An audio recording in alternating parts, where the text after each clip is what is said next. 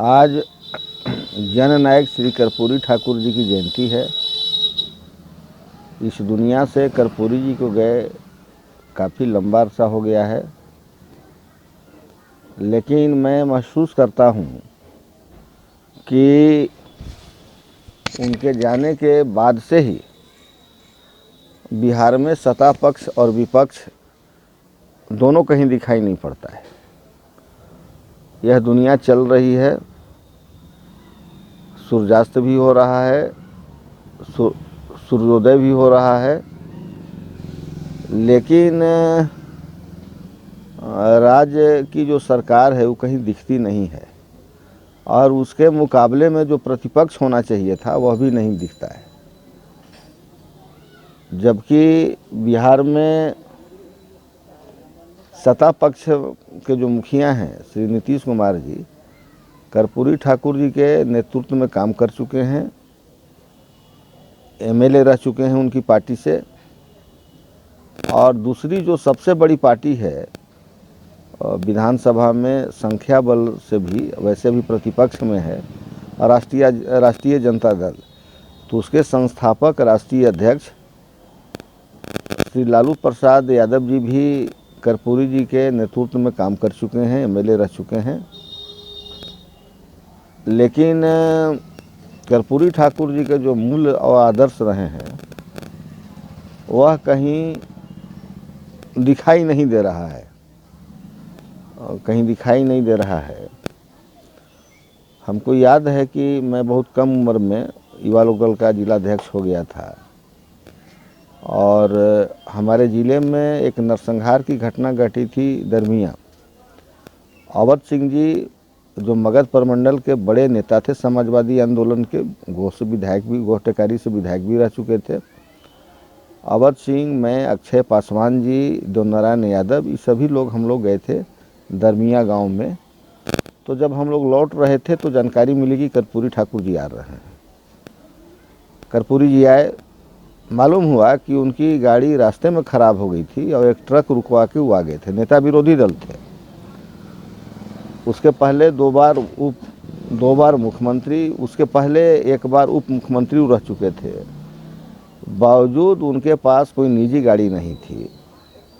जब शिवचंद्र झा ने असंवैधानिक तरीके से उन्हें नेता प्रतिपक्ष के पद से हटाया तो चंदा वगैरह करके उनके लिए गाड़ी बंगाल से खरीदी गई थी, एम्बेसडर गाड़ी।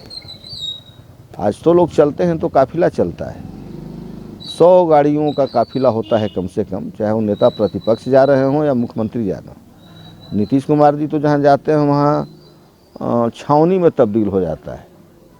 सैकड़ों पुलिसकर्मी और दर्जनों आला पुलिस अधिकारी रहते हैं उनके आगे पीछे। तो ऐसी परिस्थिति में आज हम लोग कर्पूरी जी को याद कर रहे हैं। अब तो राजनीति कॉरपोरेट घरानों के हाथ में चली गई, अब तो कोई कार्यकर्ता भी नहीं बनना चाहता है। अन्याय, अत्याचार, शोषण या अफसरशाही जो कुछ भी हो रहा हो या है, तो कोई पीड़ित व्यक्ति से पूछिए तो वह भी नहीं चाहता है कि विचार की और संघर्ष की राजनीति चले। वह भी यही कहेगा कि पार वाली पार्टी में रहिए। दलों में कार्यकर्ताओं के लिए कोई स्थान नहीं है। चुनाव में भी पार्टियां जो टिकट देती हैं वो बेचती हैं टिकट। अब तो करोड़ों रुपए खर्च हो रहे हैं एक विधानसभा क्षेत्र में। तो ऐसी परिस्थिति में कर्पूरी ठाकुर जी के आदर्श को जिंदा रखना बड़ा कठिन कार्य है। हम लोग इन सारे सवाल पर कि कम से कम जो स्वास्थ्य और शिक्षा आम आदमी से दूर होता जा रहा है, जो धन पशु बड़ा बड़ा अस्पताल खोल रहे हैं या जो धन पशु बड़ा बड़ा स्कूल खोल रहे हैं, तो जिसे गरीब लोग वंचित होंगे शिक्षा से, स्वास्थ्य से, तो सबको समान स्वास्थ्य व्यवस्था और सबको समान शिक्षा कैसे प्राप्त हो, इस पर हम लोग मगधांचल समर विकास समिति के तत्वाधान में देवकुंड में जो महर्षि चमन ऋषि की तपोभूमि है, वहाँ एक चिंतन शिविर करेंगे।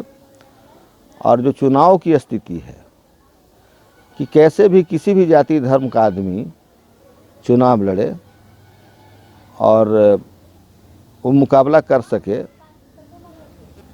तो चुनाव सुधार के लिए क्या हो सकता है, क्या किया जाना चाहिए, इस पर भी हम लोग चर्चा करेंगे। समाजवादी आंदोलन के कुछ नेता बचे हैं जो आज भी इन सवालों पर पूरे देश में काम कर रहे हैं। फिर जो समाजशास्त्री हैं, अर्थशास्त्री हैं,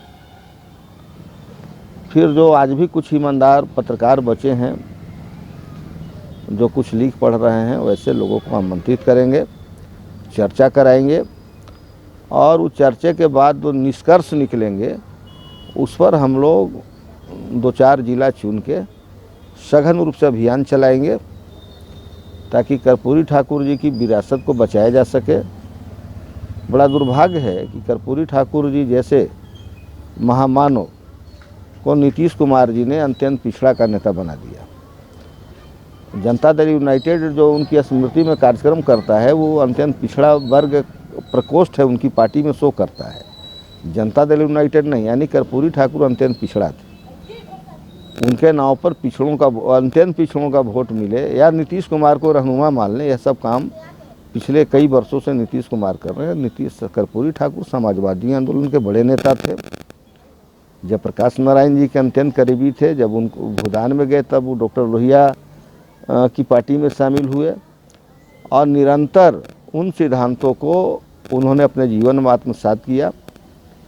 तो कर्पूरी ठाकुर जी के जो आदर्श विचार रहे हैं उसके आधार पर नया कार्यकर्ता समाज से निकले और एक जन आंदोलन खड़ा हो, इस दिशा में हम लोग काम करेंगे। और आज हम कर्पूरी ठाकुर जी को हृदय से श्रद्धा सुमन अर्पित करते हैं और उनके जो रास्ते हैं कम से कम उस रास्ते पर चलने के लिए कुछ लोग तैयार हों ताकि समाजवादी आंदोलन को फिर से खड़ा किया जाए। अब इसको फिर से खड़ा किए जाने की आवश्यकता है।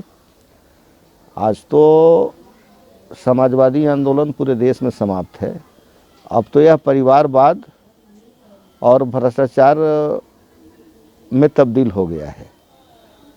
अब देखिए उत्तर प्रदेश में या बिहार में ही देख लीजिए, पूरा परिवार ये समाजवाद, क्या समाजवाद। तो जो असली समाजवादी मूल्य हैं उसकी स्थापना के लिए हम लोग काम करेंगे। फिर से